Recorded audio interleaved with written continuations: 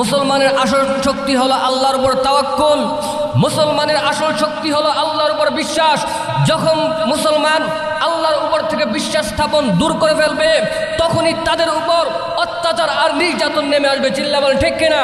আমাদের পূর্ব উলামায়ে কেরামগণ যারা ছিলেন, সাহাবায়ে কেরামগণ যারা ছিলেন, তাবেঈনগণ যারা ছিলেন, তারা কষ্ট করে মুজাহাদা করে আমাদের পর্যন্ত ইসলাম পৌঁছিয়েছে। ট্যাঙ্কের মাধ্যমে নয়, বিমানের মাধ্যমে নয়, কামানের মাধ্যমে নয়, একমাত্র আল্লাহর উপর বিশ্বাস ও মুজাহাদা মুরাকাবার মাধ্যমে। চিল্লা বলেন ঠিক? যখনই তারা আল্লাহর আইন কানুন থেকে গাফেল হয়ে যাবে, যখনই তারা নামাজ থেকে দূরে সরে যাবে, যখনই তারা রোজা থেকে দূরে চলে যাবে, যখনই তারা সুন্নাহর আদর্শ থেকে দূরে চলে যাবে, তখনই তাদের উপর বিপদ নেমে আসবে। মুসলমান ইমানদার দুনিয়ার মধ্যে কারো চামচামি করতে আসে নাই। মুসলমান ইমানদার যারা শুধু আল্লাহর ইবাদত করবে। আর সব মানুষ এই মুসলমানদের শক্তি যদি পুনরায় আমরা আবার হাসিল করতে চাই, আমাদের শক্তি যদি আমরা পুনরায় বৃদ্ধি করতে চাই, আমাদের শক্তি যদি আমরা পুনরায় ফিরে পেতে চাই, তাহলে রাসূল পাক সাল্লাল্লাহু আলাইহি ওয়াসাল্লাম এর আদর্শ বাদ দিয়া রাসূল পাক সাল্লাল্লাহু আলাইহি ওয়াসাল্লাম এর সুন্নাত ব্যতীত কোশ্চিন কালো সকলে দুরূদ শরীফ পাঠ করি। আল্লাহুম্মা সাল্লি আলা মুহাম্মাদিন ওয়া আলা আলি মুহাম্মাদ কামা সাল্লাইতা আলা ইব্রাহিমা ওয়া আলা আলি ইব্রাহিম ইন্নাকা হামিদুম মাজিদ। আল্লাহুম্মা বারিক আলা মুহাম্মাদিন ওয়া আলা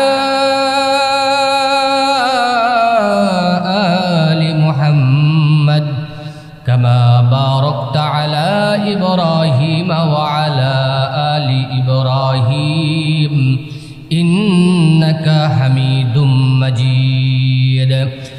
রব্বি জিদনি ইলমা, রব্বি জিদনি ইলমা, রব্বি জিদনি ইলমা, রব্বি ইশরাহ লি সাদরি ওয়া ইয়াসসির লি আমরি ওয়াহলুল উকদাতাম মিন লিসানি ইয়াফকাহু কওলি। সুবহানাকা লা ইলমা লানা ইল্লা মা আল্লামতানা ইন্নাকা আনতাল আলিমুল হাকীম। মরণ থেকে যতই পালাও, মরণ তোমায় নিবে ঘিরি। যদিও সে দূর আকাশ পানে, লুকাও তুমি লাগিয়ে সিঁড়ি। ইয়া হাম সব ইয়া মুসাফির হে কবর আখির ঠিকানা। कोई आगे रवाना है, कोई पीछे रवाना। अल्लाहुम्मा सल्ले अला मोहब्बत मौलाना मुहम्मद व अला आले सय्यिदना। এ দুনিয়া পরে থাকবে, আমরা একদিন থাকব না। সবাই মোদের ভুলে যাবে, নবী আপনি মোদের ভুলেন না। আল্লাহুম্মা সাল্লি আলা মাওলানা মুহাম্মদ ওয়া আলা আলি সাইয়্যিদিনা মাওলানা মুহাম্মদ। লা ইলাহা ইল্লাল্লাহ, লা ইলাহা ইল্লাল্লাহ, লা ইলাহা ইল্লাল্লাহ, লা ইলাহা ইল্লাল্লাহ, লা ইলাহা ইল্লাল্লাহ, লা ইলাহা ইল্লাল্লাহ লা ইলাহা ইল্লাল্লাহ লা ইলাহা ইল্লাল্লাহ লা ইলাহা ইল্লাল্লাহ লা ইলাহা ইল্লাল্লাহু মুহাম্মাদুর রাসূলুল্লাহ সাল্লাল্লাহু আলাইহি ওয়াসাল্লাম। মন মাঝি খবরদার আমার তোরি যেন বেরে না, আমার নৌকা যেন ডুবে না। মন মাঝি খবরদার 3.5 হাত নৌকার খাঁচা মন মাঝি রে গণ গণ জোড়া।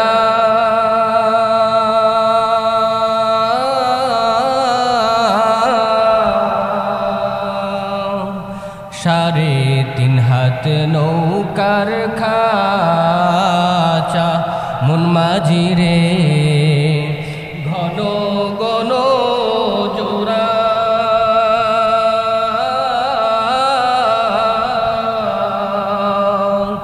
সেই নৌকা খান বাইতে আমার ঘুম মন মাঝি রে খর হইল কোরারে। মন মাঝি খবরদার আমার তোরি যেন বেরে না, আমার নৌকা যেন ডুবে না। মন মাঝি খবরদার মস্তুলে উঠিয়ারে মাঝি মন মাঝি রে এদিক ওদিক চা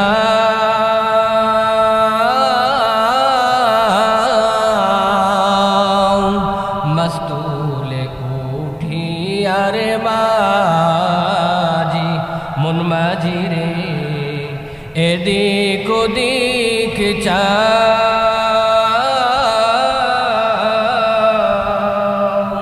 পিছন ফিরে চাইয়া দেখো রে মন মাঝি রে বেলা ডুইবা যায় রে। মন মাঝি খবরদার আমার তোরি যেন বেরে না, আমার নৌকা যেন ডুবে না। মন মাঝি খবরদার।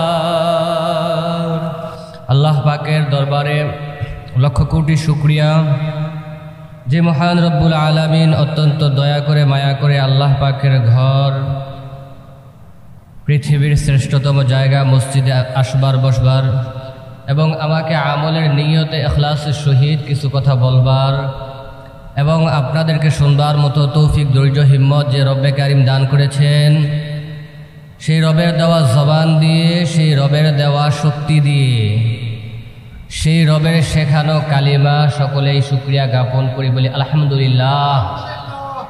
লক্ষ কোটি দুরুদ সালাম সৈয়দুল মুরসালিন রহমাতুল্লিল আলামিন খাতামুন নবীন নবিউল মক্কি নবিউল মাদানী সৈয়দুস সাকলাইন ইমামুল মুরসালিন হুজুর পাক সাল্লাল্লাহু আলাইহি ওয়াসাল্লামের উপর।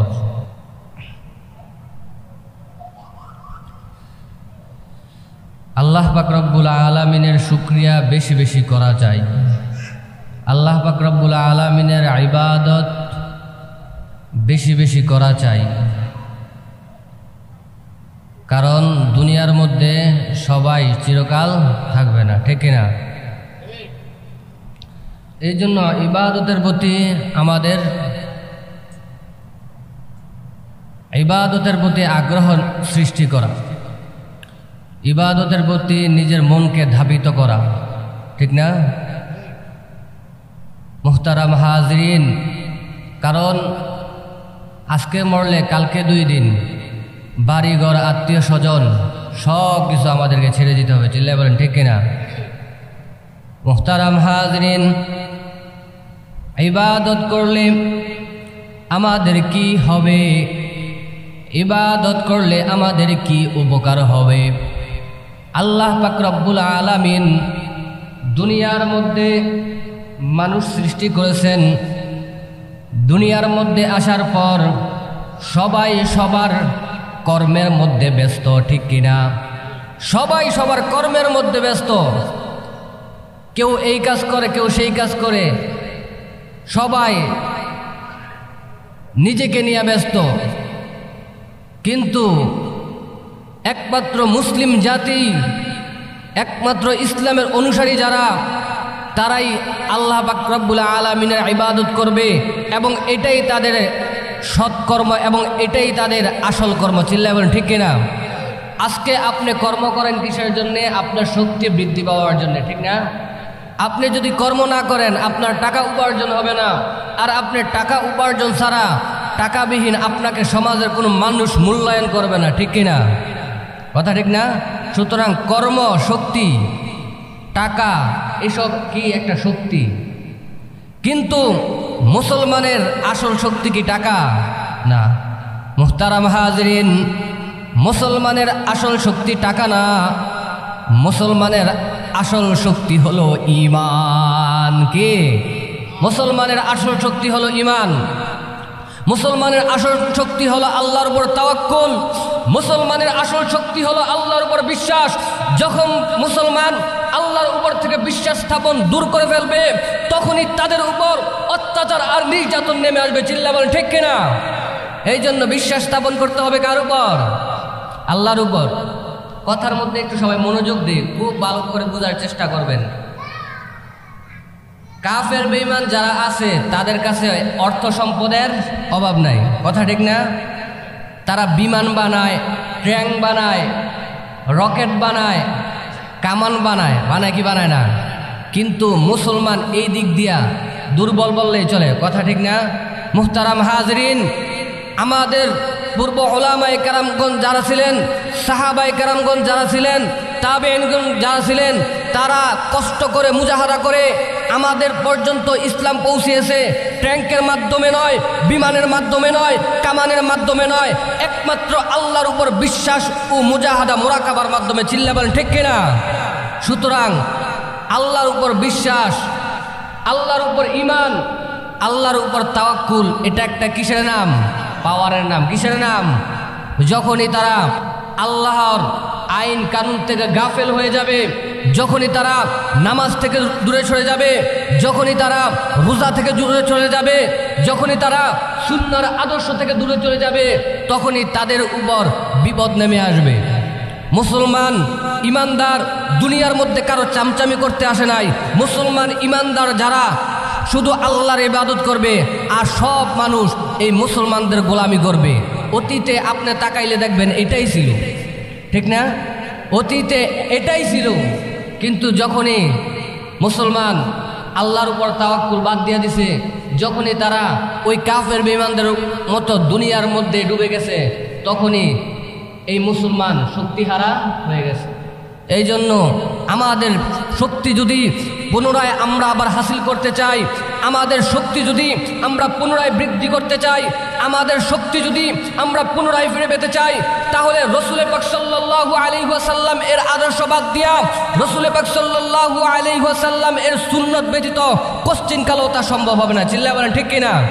সাহাবায়ে কেরাম রাসূল পাক সাল্লাল্লাহু আলাইহি ওয়াসাল্লাম এর আদর্শে চলেছেন, কোরআন যেইভাবে চলতে বলেছেন সেইভাবে চলেছেন, ঠিক কিনা?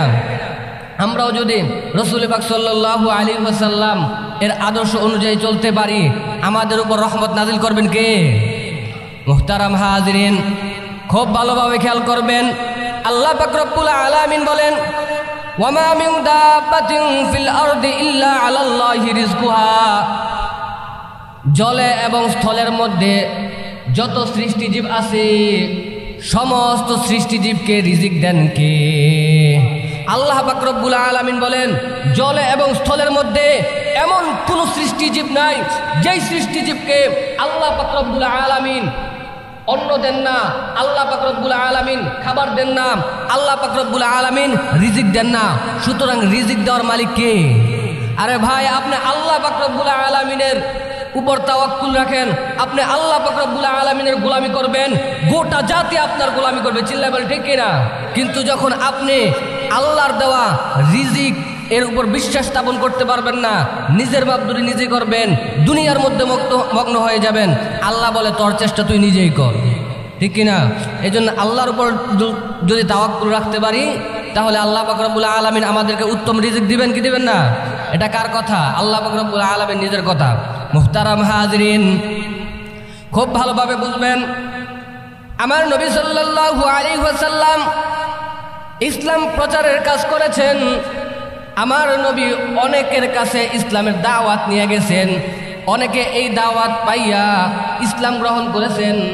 আবার আমার নবী সাল্লাল্লাহু আলাইহি ওয়াসাল্লাম অনেকের কাছে যাওয়ার আগেই ওই মানুষগুলো নবীজির আদর্শের ব্যাপারে খোঁজ খবর নিয়ে ইসলাম গ্রহণ করেছেন। সুবহানাল্লাহ বলেন। মুহতারাম হাজিরিন, সুতরাং আমার নবীর চরিত্র সুন্দর নাকি অসুন্দর? আমার নবী সাল্লাল্লাহু আলাইহি ওয়াসাল্লাম ইসলামের দাওয়াত দিতেন। আমার নবী সাল্লাল্লাহু আলাইহি ওয়াসাল্লাম এর কিছু সংখ্যক সাহাবী ইয়ামান থেকে আবু মুসা আশআরী এবং আবু মালিক আশআরী রাদিয়াল্লাহু তাআলা আনহু, এই দুইজনের নেতৃত্বে আশআরী গোত্রের একদল মানুষ ঈমান গ্রহণ করে আমার নবীর সাথে দেখা করতে আসতেছেন। আমার নবী সাল্লাল্লাহু আলাইহি ওয়াসাল্লাম এর সাথে দেখা করার জন্যে ইয়ামান থেকে আরবের মধ্যে কি করতে আসতেছে? দেখা করতে আসতেছে। দেখা করতে যখন আসতেছে, একদল মানুষ দেখা করতে আসবে, অর্ধেক রাস্তা আসার পর তাদের খাবার শেষ হয়ে গেছে। নবী পর্যন্ত পৌঁছানো তাদের সম্ভব না যদি খাবার এখন না পায়। সুতরাং সবাইকে নিয়ে একসাথে নবীর কাছে যাওয়া সম্ভব না। সবাই মিলে একটা পরামর্শ করছে, এখন কিভাবে নবীর দরবারে পৌঁছানো যায়। এই জন্য বলি পরামর্শ করেন, পরামর্শ করলে কি হয়? বরকত হয়। মুসলমান দেশ শাসন করেছে কিসের মাধ্যমে? পরামর্শের মাধ্যমে। কাকে খলিফা নিযুক্ত বানাইবে, কাকে সরকার বানাইবে, এটা পরামর্শ করছে। যখন এই পরামর্শের এই আইন চলে গেছে, তখন এই মুসলমানরা ক্ষমতা হারাইছে। সুতরাং পরামর্শের অনেক কি দাম, পরামর্শের অনেক মূল্য। মুহতারাম হাজরিন, যখন তারা পরামর্শ করছে, তো সাহাবায়ে কেরামের ঈমান, যেই সাহাবায়ে কেরাম নবীজিকে না দেখা ইসলাম গ্রহণ কইরা নবীজির সাথে দেখা করতে আসতেছে, তাদের ঈমানটাকে দুর্বল নাকি সবল? দুর্বল নাকি সবল? সবল ঈমান। তারা কি করলো? একটা পরামর্শ করলো। পরামর্শ কইরা দুইজন ব্যক্তিকে দ্রুতগামী একটা ঘোড়া দিয়া নবীজির দরবারে পাঠাইছে, যে নবীকে বলবে, হে নবী, আমরা তো ইসলাম গ্রহণ করেছি, আপনার দরবারে আসতেছি, কিন্তু আসার মতো কোনো উপায় নাই, কায়দা নাই। আমাদের গোত্রের, আমাদের কাফেলা সবাই কি অনাহারী। এমন কথা নবীজির দরবারে বলবে, এই উদ্দেশ্যে রওনা হয়েছে। মুহতারাম হাজিরিন, যখন নবীজির দরবারে রওনা হয়েছে, সকলেই তো এইখানে ঈমানদার, সকলের তো এইখানে বিশ্বাস আছে। দুইজন ব্যক্তি যখন নবীজির দরবারে রওনা হয়েছে, নবীজি সাল্লাল্লাহু আলাইহি ওয়াসাল্লাম এর কামরার, এর কক্ষের কাছাকাছি যখন চলে গেছে, নবীজিকে ডাকবে, এমন সময় ভিতর থেকে নবীজি কোরআন তেলাওয়াত করতেছে। যখন কোরআন তেলাওয়াত করতেছে, কি তেলাওয়াত করতেছে? ওয়ামা মিন দাব্বাতিন ফিল আরদি ইল্লা আলাল্লাহি রিজকুহা। দুনিয়ার মধ্যে যা কিছু আছে, জলে এবং স্থলের মধ্যে যা কিছু আছে, এমন কোনো প্রাণী নাই যাকে আল্লাহ পাক রব্বুল আলামিন রিজিক দেন না। এই আয়াতটা যখন তেলাওয়াত করছে, ওই দুইজন সাহাবী এই আয়াতটা শুনছে, শুই না মনে মনে চিন্তা করে, আল্লাহ পাক রব্বুল আলামিন যদি রিজিক দেওয়ার ক্ষমতা রাখে, তাহলে আমরা দৌড়াইয়া নবীর কাছে আসার দরকার ছিল কি? আল্লাহ পাক রব্বুল আলামিন আমাদের তো রিজিক দিতে পারতেন। কথা ঠিক কিনা? আল্লাহ পাক রব্বুল আলামিন নিজেই তো রিজিক দিতে পারতেন, তা আমরা নবীর নিকট দৌড়ে আসলাম কেন? মুহতারাম হাজরিন, এতটুকু কথা ভালোভাবে খেয়াল করবেন। সবাই মিলা পরামর্শ করছে, ওইটাও এক ধরনের ঈমান। কি ঈমান? নবীর নিকট যাইলে আল্লাহ পাক রব্বুল আলামিন নবীর মাধ্যমে রিজিক দিবেন, কথা ঠিক কিনা? কিন্তু এই দুইজন সাহাবী যখন এখানে আসলেন, তারা চিন্তা করে তাদের ঈমানটা কেমন। তারা ঈমান হলো এমন যে আল্লাহ পাক রব্বুল আলামিন যদি নিজেই রিজিক দিতে পারেন, তাহলে নবীর নিকট আসলাম কেন? মুহতারাম হাজরিন, এই যে নবীর দরবারে আসলো, নবীর দরবারে আসার কারণে এই যে কোরআন তেলাওয়াত শুনলো, কোরআন তেলাওয়াত শোনার কারণে বাকি সব যত সাহাবী ছিল, ওই সাহাবীদের থেকে এই দুইজন সাহাবীর ঈমান বাড়ছে নাকি কমছে? হ্যাঁ, বাড়ছে নাকি কমছে? বাড়ছে। মানুষের ঈমান বাড়বে কমবে এটা অস্বাভাবিক কিছু না। মানুষের ঈমান বাড়বে। অনেকে অনেক সময় আল্লাহর ওলি বনে যায়, আবার অনেকে অনেক সময় মন তাদের নষ্ট হয়ে যায়। সুতরাং এটা নিয়ে ঘাবড়ার কারণ নাই। মুহতারাম হাজরিন, তো বলতেছিলাম যে তাদের সাথে যখন পরামর্শ করছে, তখন তাদের ঈমান ছিল যে নবীর নিকট যাইলে আল্লাহ পাক রব্বুল আলামিন আমাদেরকে রিজিক দিবে। যখন নবী সাল্লাল্লাহু আলাইহি ওয়াসাল্লাম এর সোহবতে চলে আসছে, যখন কোরআন তেলাওয়াত শুনছে, তাদের ঈমানটা এত পরিমাণ বেড়ে গেছে। তারা চিন্তা করছে, দুনিয়ার কেউ আমাদেরকে খাবার না দেখ, দুনিয়ার কেউ আমাদেরকে সাহায্য না করুক, একমাত্র আল্লাহ আমাদেরকে অবশ্যই সাহায্য করবেন। চিল্লায় বলেন ঠিক কিনা? এই ঈমান যখন স্থাপন করছে, এই বিশ্বাস যখন বুকের মধ্যে লালন করছে, বিশ্বাস লালন কইরা নবীর সাথে আর কি করে নাই? দেখা করে নাই। নবীর সাথে আর দেখা করে নাই। দেখা না কইরা আবার চলে গেছে। যখন তারা আবার নিজ কাফেলার মধ্যে চলে গেলেন, কাফেলার লোকেরা জিজ্ঞাসা করে খাবারের কি হালত, তখন ওই দুইজন সাহাবী উত্তর দেয়, খাবার চলে আসবে। কার উপর তাওয়াক্কুল করে বলছে? আল্লাহর উপর তাওয়াক্কুল করে বলছে খাবার চলে আসবে। গোত্রের লোকেরা হয়তো ভাবছে যে নবী মনে হয় পরে খাবার পাঠিয়ে দিবে, কিন্তু নবীর সাথে তো ওই দুইজন সাহাবী দেখা করে নাই। বলছে যে খাবার চলে আসবে। কিছুক্ষণ পর দেখা গেল দুইজন ব্যক্তি রুটি আর গরম গোশত নিয়ে আসছে। বলেন আল্লাহু আকবার। রুটি আর গরম গোশত নিয়ে আসছে। মুহতারাম হাজরিন, রুটি আর গরম গোশত যখন নিয়ে আসলো, নিয়ে আসার পর সবাই বাগবটোয়ারা কইরা খাইলো। খাওয়ার পর কিছু গোশত, কিছু রুটি অবশিষ্ট রইল। মুহতারাম হাজরিন, এখানে বুঝার বিষয় হলো যে আল্লাহর উপর যারা তাওয়াক্কুল করে, আল্লাহর উপর যারা বিশ্বাস স্থাপন করে, দুনিয়ার কোনো মানুষ তাদের ঠেকাইয়া রাখতে পারে না। চিল্লায় বলেন ঠিক কিনা? আর যখন মানুষ আল্লাহর উপর তাওয়াক্কুল বাদ দিয়া দুনিয়ার মানুষের উপর তাওয়াক্কুল করে, তখনই তারা বিপদগ্রস্ত হয়। চিল্লায় বলেন ঠিক কিনা? আমাকে যদি কেউ মারার চেষ্টা করে, আপনারা কি আমাকে বাঁচাইতে পারবেন? আল্লাহ না বাঁচাইলে? হ্যাঁ, আমাকে কেউ যদি মারার চেষ্টা করে, আল্লাহ পাক রব্বুল আলামিন যদি না বাঁচায়, কেউ কি বাঁচানোর মতো ক্ষমতা আছে? আর আল্লাহ পাক রব্বুল আলামিন যদি আমাকে বাঁচিয়ে রাখতে চান, আল্লাহ পাক রব্বুল আলামিন আমাকে যদি হেফাজত করতে চান, আল্লাহ পাক রব্বুল আলামিন আমার সম্মান যদি টিকে রাখতে চান, দুনিয়ার কোনো বাপের বেটা নয় আমার সম্মান ক্ষুণ্ণ করবে। চিল্লা বলেন ঠিক কিনা? মুহতারাম হাজরিন, এসব হলো গবেষণামূলক কথা। চিন্তা করে দেখেন, পরিস্থিতির দিকে তাকান। বর্তমানে আলহামদুলিল্লাহ ভালো মানুষ যতদিন থাকবে দুনিয়া ততদিন ভালো মানুষ থাকবে না, দুনিয়া থাকবে না। প্রত্যেকটা প্রতিষ্ঠানের মধ্যে ভালো মানুষ আছে, প্রত্যেকটা প্রতিষ্ঠানের মধ্যে খারাপ মানুষ আছে, কিন্তু ভালো মানুষের মাধ্যমে জনগণের খেদমত হয়, মানুষের খেদমত হয়। চিল্লায় বলে ঠিক কিনা? মুহতারাম হাজরিন, এই যে দেখলেন গত কয়েকদিন আগে একটা লোক মারা গেছে না?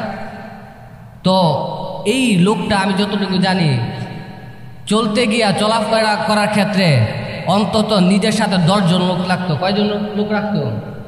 10 জন লোক রাখতো।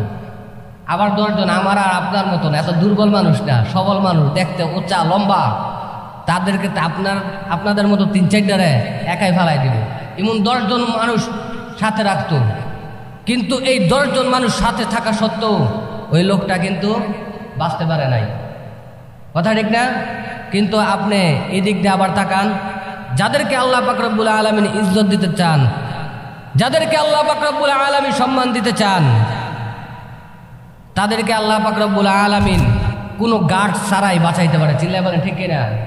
এতে আমাদের খালেদ সাইফুল্লাহ সাহেব আছে, দেখতে দেখবেন একেবারে জীর্ণ শীর্ণ মানুষ। ইউটিউবের মধ্যে দেখবেন খালেদ সাইফুল্লাহ সাহেব জীর্ণ শীর্ণ মানুষ, কিন্তু ওনার কথা শুনলে বোঝা যায় যে ওনার ইমানের পাওয়ারটা কতটুকু। চিল্লায় বলেন ঠিক কিনা? আরে ভাই, আমি যদি কোনো পালোয়ানের সাথে যুদ্ধ করি, আমি যদি কোনো পালোয়ানের সাথে ঝগড়া করি, ওই পালোয়ান যদি আমাকে হারিয়ে ফেলে মনের মধ্যে কোনো কষ্ট থাকবে না, কারণ সে দেখতেই কি সবল, তার সাথে আমি পারবো না এটা জানি। কিন্তু একজন দুর্বল মানুষের সাথে, একজন জীর্ণশীর্ণ মানুষের সাথে, একজন রোগা পাতলা মানুষের সাথে যদি আমি হেরে যাই তাহলে বিষয়টা দুঃখজনক। কথা ঠিক কিনা? মুহতারাম হাজিরিন, যারা ইসলামের পথে চলে, যারা কোরআনের পথে চলে, যারা নবীর আদর্শ মানে, তারা দেখবেন জীর্ণ শীর্ণ, তারা রোগা পাতলা, তারা অন্যের হক মেরে খায় না। এই জীর্ণ শীর্ণ মানুষগুলোর মাধ্যমেই আল্লাহ পাক রব্বুল আলামিন ইসলামের বড় বড় খেদমত করেন। চিল্লায় বলেন ঠিক কিনা? সাহাবায়ে কেরামের দিকে তাকান, নবীজির দিকে তাকান। আমার নবী পেটের মধ্যে পাথর বাঁধছে, যাকে আপনি দুর্বল বলেন সে তো দুর্বল নয়, যাকে আপনি সবল বলেন সেও সবল নয়। সুতরাং যারা আল্লাহ পাক রব্বুল আলামিনের ইবাদত করবে, যারা আল্লাহ পাক রব্বুল আলামিনের গোলামি করবে, তাদের বন্ধু হওয়ার চেষ্টা করেন। কি হওয়ার চেষ্টা করেন? বন্ধু হওয়ার চেষ্টা করলে, তাদেরকে ভালোবাসলে ওই আল্লাহ পাক রব্বুল আলামিনের খাস বান্দার যেই সম্মান, আপনাদেরকেও সেই সম্মান দান করতে পারেন কি পারেন না? আল্লাহ পাক রব্বুল আলামিন আমাদেরকে বুঝার মতো তৌফিক দান করে, বলেন আমিন। তো এই রুটি কিছু কি হয়েছে? রুটি বেশি হয়েছে, কিছু গোশত বেশি হয়েছে। মুহতারাম হাজিরিন, কিছু রুটি কিছু গোশত বেশি হয়েছে, এইগুলো নবীর দরবারে হাজির করলেন আর নবীকে বললেন, ও পয়গম্বর, আমরা তো বিপদে পড়ে গেছিলাম, আমাদেরকে আপনি সাহায্য করছেন, আমাদেরকে খাবার দিছেন, সুতরাং কিছু খাবার অবশিষ্ট হয়েছে, সেই খাবারগুলো আমরা আপনার দরবারে হাজির করলাম। মুহতারাম হাজরিন, এই জন্য নিজের খাবার বিলিয়ে দিতে হবে অনাহারীর মুখে। আমরা দেই নিজের খাবার অনাহারের মুখে দেই। একটা ফ্রিজ তো আছে বাড়িতে, বেশি হইব খালি ফ্রিজে ঢুকাবো, ঠিক না? নেওয়া নেওয়া হয় না, দেওয়া দেওয়ার মধ্যে কি বরকত, নেওয়া নেওয়ার মধ্যে বরকত নাই, দেওয়া দেওয়ার মধ্যে কি বরকত। মুহতারাম হাজরিন, নবী সাল্লাল্লাহু আলাইহি ওয়াসাল্লাম বললেন, ও আমার সাহাবায়ে কেরামের দল, তোমাদের কাছে তো আমি কোনো খাবার পাঠাই নাই, তোমরা খাবার কোথায় পাইলা? তখন ওই সংখ্যক সাহাবীরা বলল, ও আল্লাহর রাসূল, আমরা তো 2 জন ব্যক্তিকে আপনার নিকট পাঠাইছি, ওই 2 জন ব্যক্তি তো আপনার নিকট পয়গাম নিয়ে আসছে, আর ওরা তো বলছে আপনিই নাকি খাবার পাঠাইছেন। মূলত নবীজি খাবার পাঠায় নাই। নবীজি সাল্লাল্লাহু আলাইহি ওয়াসাল্লাম বুঝতে পারলেন এই খাবার আল্লাহর পক্ষ থেকে আসছে। কার পক্ষ থেকে আসছে? আল্লাহর পক্ষ থেকে আসছে। এই জন্য ভাই, আমাদের ইমানটাকে মজবুত করা চাই, ইমানটাকে ফ্রেশ করা চাই। মনের মধ্যে অহংকার রাখা যাবে না, মনের মধ্যে হিংসা রাখা যাবে না, কোনো ভাইয়ের ব্যাপারে বিদ্বেষ রাখা যাবে না। একে অপরের সাথে মিলেমিশে চলতে হবে, একে অপরকে কি করতে হবে? ভালোবাসতে হবে। ভালোবাসার অনেক পাওয়ার। কি ভালোবাসার কি অনেক পাওয়ার। মুহতারাম হাজরিন, ভালোবাসার কেমন পাওয়ার? আল্লাহর রসুলের কাছে একজন সাহাবী আসছে। সাহাবী আয়েশা বলে, ও আল্লাহর রসুল, ও আল্লাহর হাবিব, আপনি একটু বলেন কিয়ামত কবে হবে? রসুল পাক সাল্লাল্লাহু আলাইহি ওয়াসাল্লামকে জিজ্ঞাসা করলেন কিয়ামত কবে হবে। রসুল পাক সাল্লাল্লাহু আলাইহি ওয়াসাল্লাম পাল্টা ওই সাহাবীকে প্রশ্ন করলেন, ও আমার সাহাবী, কিয়ামত কবে হবে তুমি জানতে চাও? কিয়ামত যে হবে, কিয়ামতের প্রস্তুতি তোমার নেওয়া আছে কিনা? তুমি কিয়ামতের জন্য কি গ্রহণ করেছো? কিয়ামতের জন্য তুমি কি প্রস্তুতি গ্রহণ করছো? মুহতারাম হাজরিন, যখন সাহাবীকে এই প্রশ্ন করা হলো, আল্লাহ রসুলের সাহাবী উত্তর দিলেন, আমার কিয়ামতের প্রস্তুতি হলো, আমার মরণকালের প্রস্তুতি হলো, আমি আল্লাহ এবং আল্লাহর রসুলকে ভালোবাসি। কাকে ভালোবাসি? আল্লাহ এবং আল্লাহর রসুলকে কি করি? ভালোবাসি। আল্লাহ এবং আল্লাহর রসুলকে মুহাব্বত করি। এটাই কি আমার কিয়ামতের প্রস্তুতি, এটাই আমার মৃত্যুর প্রস্তুতি। যখন আল্লাহ রসুলের সাথে এই কথা বললেন, আল্লাহ রসুল বললেন যে তুমি সঠিক কাজটাই কি করেছো, তুমি সঠিক সিদ্ধান্তই নিয়েছো, তুমি সঠিকের উপর আছো। কারণ তার সাথে যার মহাব্বত, তার সাথে তার কি কিয়ামত, তার সাথে যার মহাব্বত, তার সাথে তার কিয়ামত। সুতরাং নবীজি যাদেরকে মহাব্বত করছে, এই সাহাবে নবীর সাথেই হবে। চিল্লায় বলেন ঠিক কিনা? আল্লাহর রাসূলকে আরেক ব্যক্তি প্রশ্ন করলেন, ও আল্লাহর রাসূল, আমি এক ব্যক্তিকে মহাব্বত করি, আমি এক ব্যক্তির ভাগ্যে ভালোবাসি, এক ব্যক্তির দেখানো পথে আমি চলার চেষ্টা করি, কিন্তু তার মতো আমল আমি করতে পারি না, তার মতো তাহাজ্জুদ নামাজ আমি পড়তে পারি না, তার মতো আওয়াবিল নামাজ আমি পড়তে পারি না। এক কথায় সে আমার চাইতে অধিক বেশি আমল করে, আমার চাইতে প্রচুর পরিমাণ বেশি আমল করে। এখন যদি আমি তাকে মহাব্বত করি, আমি তাকে ভালোবাসি, তার কিয়ামতটাও, আমার কিয়ামতটাও কি তার সাথে হবে কিনা? রাসূল পাক সাল্লাল্লাহু আলাইহি ওয়াসাল্লাম জানাইয়া দেয়, যদি তুমি বড় কোনো ব্যক্তিকে মহাব্বত করো, যদি তুমি আল্লাহর খাস কোনো ওলিকে মহাব্বত করো, ভালোবাসো, আর তার মতো চলার চেষ্টা করো, যদিও তুমি তার মতো না, তারপরেও আল্লাহ পাক রব্বুল আলামিন তোমার হাসর নাসরটা তার সাথে করবেন। বলেন সুবহানাল্লাহ। এখানে কথা বলতেছি, আপনাদের সংশোধন হবে হবে না এটা আশা করি না, কিন্তু তখন হবে। আজকে বয়ান শুনছেন, আজকে কি করছেন?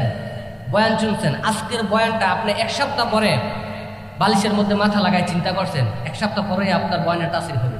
এইখানে বয়ান করছি, এইখানে তাসির হবে, বিষয়টা তেমন না। আমার কথাগুলো নিয়ে, কোরআনের বাণীগুলো নিয়ে, হাদিসের বাণীগুলো নিয়ে চিন্তা করবেন, যখন আপনার মধ্যে পরিবর্তন আসবে তখন।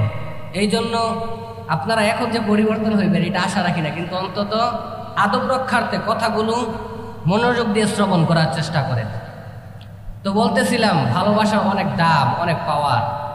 আপনি যাকে ভালোবাসবেন দেখবেন অটোমেটিকলি আপনি তার মতো চলতে ইচ্ছা করবে, ঠিক না? হ্যাঁ, আপনি যাকে ভালোবাসবেন অটোমেটিকলি তার মতো চলতে মন চাইবে, কথা ঠিক?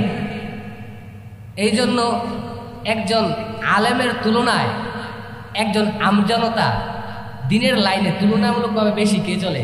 একজন আলেম, কথা ঠিক না? কথা যেটা বাস্তব, আমরা সমাজের মধ্যে যেটা দেখি সেটাই। একজন আমজনতার তুলনায় একজন আলেম বা একজন হুজুর দিনের লাইনে একটু বেশি চলার চেষ্টা করে।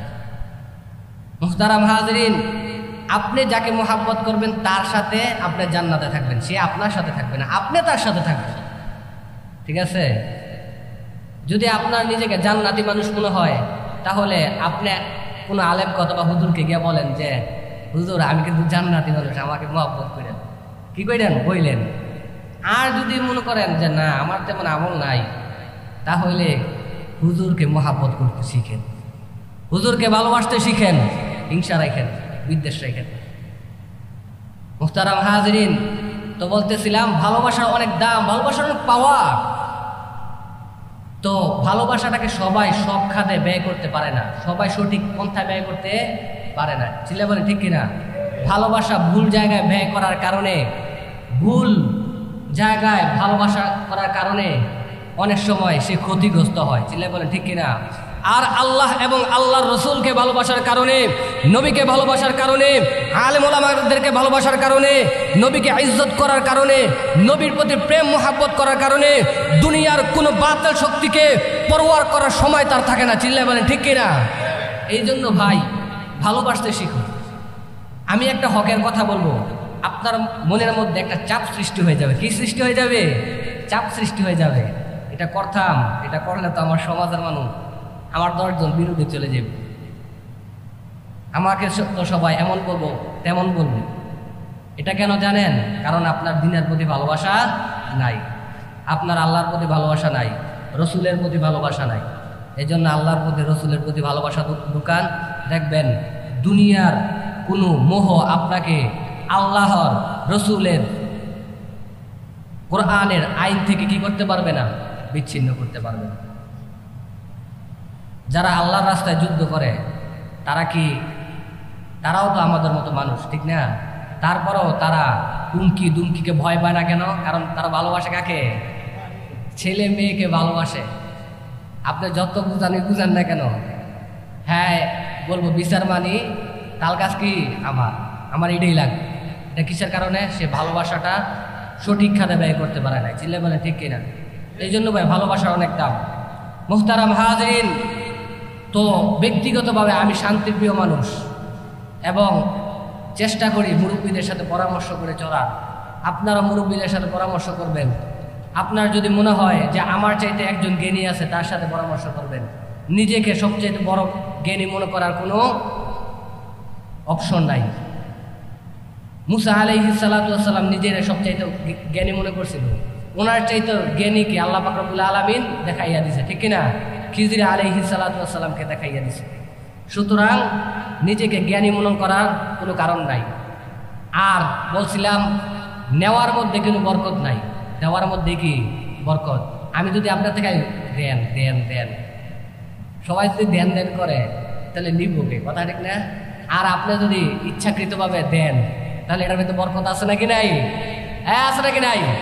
মুহতারাম হাজরিন, আল্লামা জুলফিকার নকশবন্দি রহমাতুল্লাহি আলাইহি ওনার খুতবাতুল জুলফিকারের মধ্যে লেখেন, আল্লাহর এক বান্দা আরেক ভাইয়ের কাছে জমি বিক্রি করছে।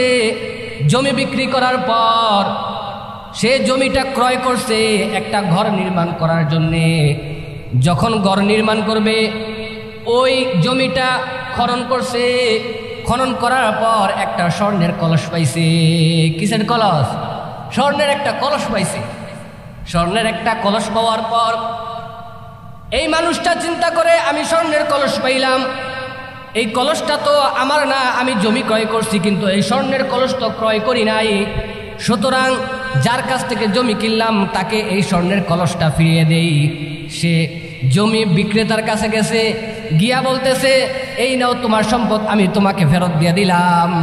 ওই জমি বিক্রেতা বলে, এটা তো আমার সম্পদ না, আমি জমি তোমার কাছে বিক্রি করেছি, সুতরাং জমির মধ্যে এই কলসটা ছিল, এই কলসটাও তোমার কাছে বিক্রি করে দিয়েছি। তাদের দুনিয়ার কি ছিল না? লোভ ছিল না। তো ক্রেতা বলতেছে, কলসটা কি তোমার পিতৃ সম্পদ, তোমার পূর্বপুরুষের সম্পদ, তোমার জন্য কি করছে? দিয়ে গেছে।